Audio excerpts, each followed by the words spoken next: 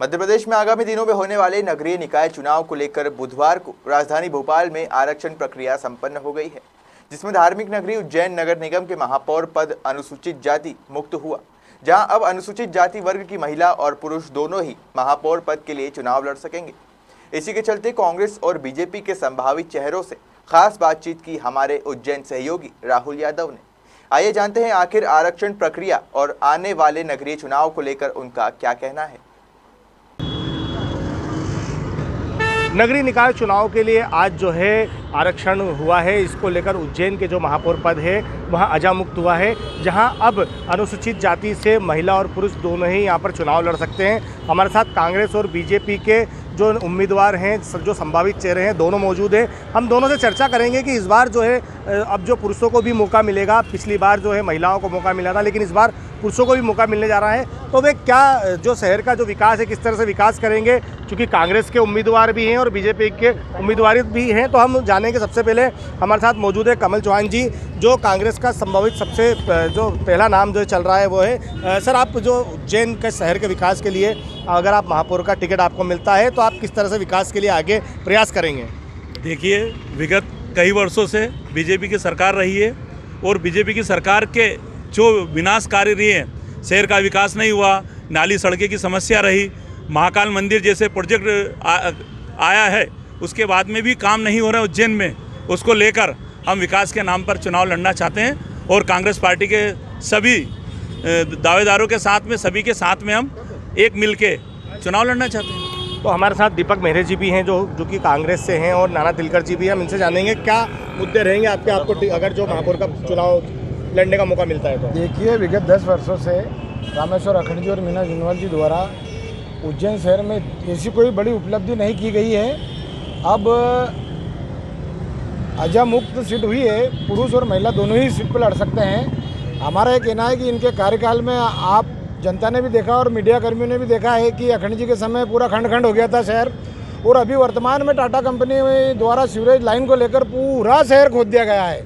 इस उज्जैन शहर को साफ पानी नहीं प्राप्त हो पा रहा, ऐसे में घरों की लाइटें काटी जा रही है। ये प्रमुख मुद्दे हैं। नगर पालिका निगम का जो चुनाव होता है, एक आम जनता से का अटैचमेंट रहता है। जो महापौर बनता है चुनाव लड़कर, उसका अटैचमेंट एक दिली अटैचमेंट होता है जनता से, और निश्चित तौर पे अगर पार्टी मौका देती है या कांग्रेस का महापौर बनता है तो हम जनता की कसौटी पर खरा उतरने का प्रयास करेंगे। और नाना तिलकर जी भी हैं जो कि कई बार के पार्षद रह चुके हैं। क्या आपको मौका मिलेगा तो आप क्या प्रयास रहेंगे आप? तत्कालीन कांग्रेस सरकार ने महाकाल मंदिर के लिए 300 करोड़ रुपए स्वीकृत करे थे।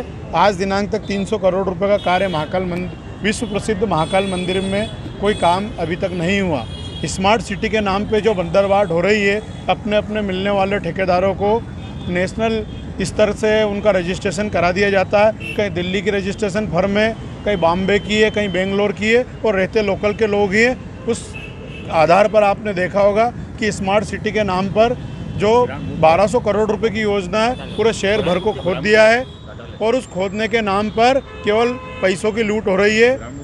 भारतीय जनता पार्टी का बोर्ड और भारतीय जनता पार्टी के सांसद और विधायक केवल शहर के अंदर लोगों को झूठे आश्वासन देकर और अपनी वाहवा लूट रहे हैं। तो जो है कांग्रेस के जितने भी संभावित चेहरे हैं वे विकास के मुद्दे को लेकर ही यहाँ पर चुनाव लड़ेंगे। और अभी हमारे साथ यहाँ पर जो है बीजेपी के संभावित चेहरे हैं, चूँकि पिछले 2 बार से यहाँ पर जो महापौर के जो महापौर रहे हैं वो भी भारतीय जनता पार्टी से रहे हैं।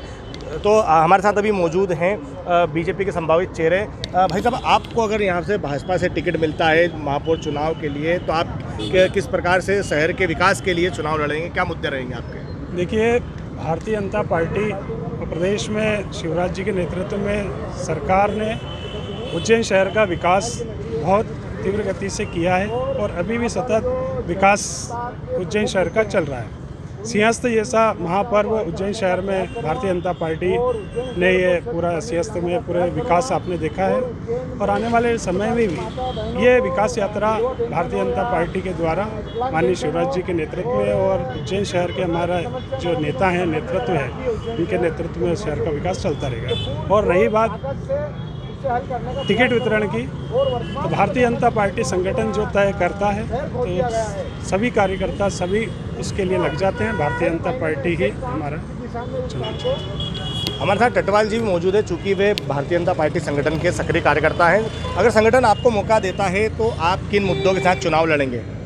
देखिए, ऐसा मैं भारतीय जनता पार्टी का कार्यकर्ता होने के नाते भारतीय जनता पार्टी जो भी दायित्व देगी, पार्टी संगठन जो भी दायित्व देगा उस पर हम कार्य करेंगे। रही हमारे शहर के विकास की बात, तो आपको पता ही है कि भारतीय जनता पार्टी केवल विकास के ही कार्य करती हैं। प्रदेश के हमारे मुख्यमंत्री जी हों या केंद्र में हमारे प्रधानमंत्री नरेंद्र जी मोदी जी हों, उनके नेतृत्व में सारे विकास के कार्य निरंतर चल रहे हैं। उज्जैन हमारा जो शहर है वो विश्व में अलग महत्व रखता है, तो उज्जैन नगर का जो विकास वो होना चाहिए, वो धार्मिक पर्यटन स्थल के रूप में विकसित हो, शिक्षा के केंद्र के रूप में विकसित हो, क्योंकि भगवान श्री कृष्ण ने शिक्षा ग्रहण करी है।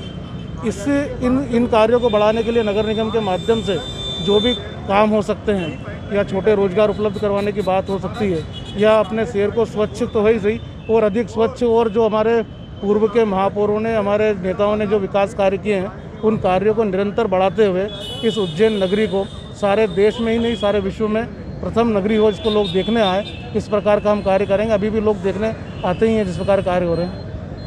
तो कांग्रेस के जितने भी संभावित चेहरे हैं वे विकास के मुद्दे पर चुनाव लड़ रहे हैं, लेकिन उनका जो कहना है कि अब तक जो भारतीय जनता पार्टी के बोर्ड के कार्यकाल के दौरान जो यहाँ पर निर्माण कार्य नहीं हुए, जो विकास नहीं हुआ है, उसको ध्यान में रखते हुए लोगों के पास वे जाएंगे और लोगों को भारतीय जनता पार्टी बोर्ड की कमियां गिनाएंगे और विकास के मुद्दे पर चुनाव लड़ेंगे।